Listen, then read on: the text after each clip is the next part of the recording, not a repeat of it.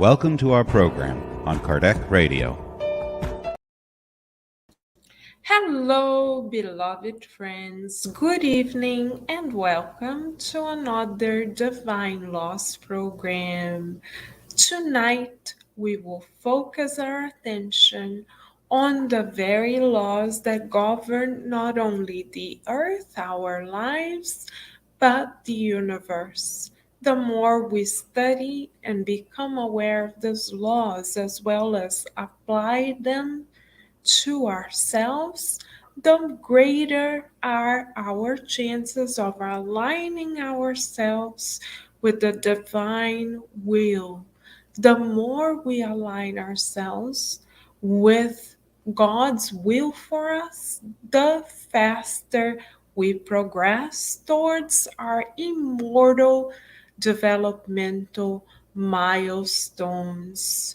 So let us learn together and boost our discernment for immortality as tonight we prepare ourselves to read question 975 of the Spirit's Book by Allan Kardec. We will first read the question, then the answer, followed by a couple of highlights that we shall bring, and finally, we will propose a therapeutic exercise of self-reflection so as to enable us to feel the scriptures. So let us begin, beloved friends, knowing that this is not only a moment for us to nourish our souls, but also a moment for us to put ourselves at the service of the mentor spirits who count on our highest, most loving vibrations to aid those in greater need than ourselves. So let us praise God for the opportunity to study the immortal laws, and let us then begin with much gratitude in our hearts. In question 975, Kardec asks, do low order spirits comprehend the happiness of the morally upright? Excellent question by Kardec, who was a visionary in the relationship, in terms of understanding the relationship between both worlds. The illuminated spirits answer Kardec's question as follows. Yes, and that is what tortures them, for they understand that they are deprived of it due to their own fault. That is why the spirit, freed from matter, aspires to a new corporeal existence. It knows that each existence, if well employed, will shorten the duration of the torment. With that in mind, it chooses the trial that will expiate its wrongs. You must remember that the spirit suffers for all the wrongs it has done, or which it has done intentionally, for all the good that it might have done but did not, and for all the harm that resulted from the good it failed to do. So, dear friends, the mentor spirits are now calling us to take responsibility for our actions. They are letting us know right now that when we become discarnate spirits yet again, we shall suffer not only for the faults that we committed, but as well for the good that we have left undone. So, therapeutic question for us. Are we embracing the opportunities to do the good that God has granted us and does grant us every day? Let us meditate upon that, and let us take this meditation into action by doing one action for the good of others within the next 24 hours. Let us not be those who are able to brilliantly speak the good or speak of the good, but that do not translate those words into actions. We know now, dear friends, through question 975, that the good that is left undone also weighs in our conscience. So let us not wait until we discarnate to become aware of our eternal possibilities. Let us remember or remind ourselves that we were reborn to do the good.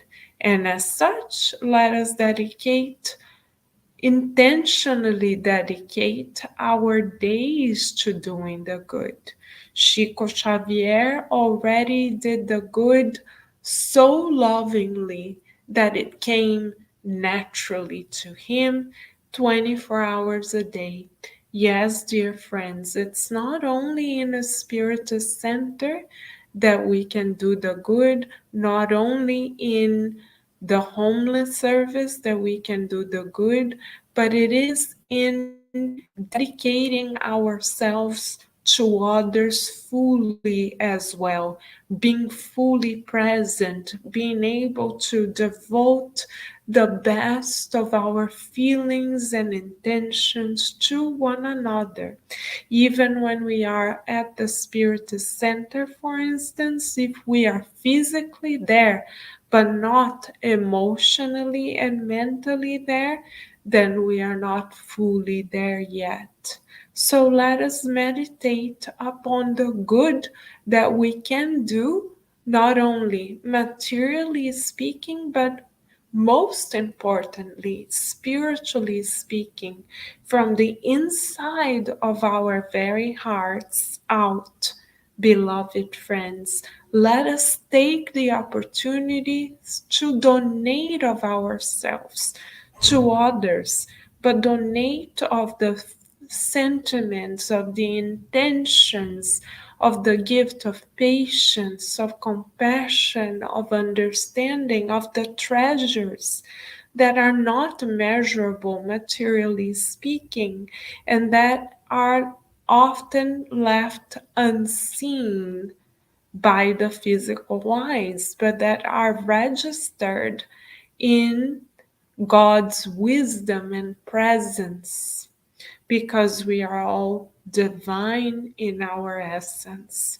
So let us not, dear friends, live doing the good by giving each other the best of ourselves today. Let us not wait until tomorrow, because when we discarnate, we will become more aware of the importance of giving of ourselves fully to one another. Let us not wait until then. Let us become or develop or raise this awareness now, because God is counting on us to become instruments of His good on the earth.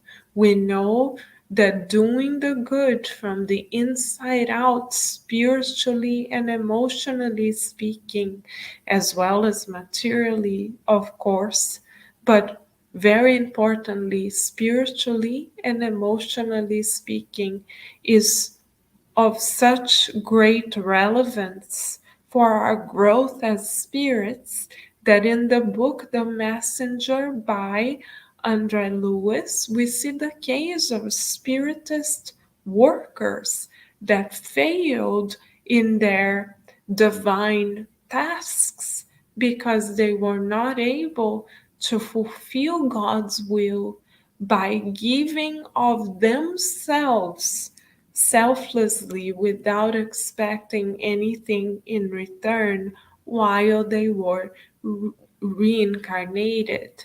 Now, says Andre Lewis, they are tortured emotionally speaking and spiritually speaking, are waiting for a new reincarnation. Let us then embrace this reincarnation, beloved friends, as the most precious we have ever had, and know why we are here. We are here to give of ourselves, to allow our divine light to shine through the best of our feelings and thoughts, intentions, choices, and actions. Let us not only give materially what we can to help one another, but also, very importantly, let us give of ourselves. The exercise for tonight is for us to do the good anonymously from the inside out. What can we give of ourselves, of the inside of our heart, symbolically speaking, to one another? This is our therapeutic exercise for today. What can we give our family members, our co workers, our children, the people whom we interact on a daily basis? Let us give each and every one that crosses our pathway the best of ourselves, offering them our most loving feelings, dear friends, shall we? Let us allow our light to shine in ways that allow for us to reach one another with the divine from within.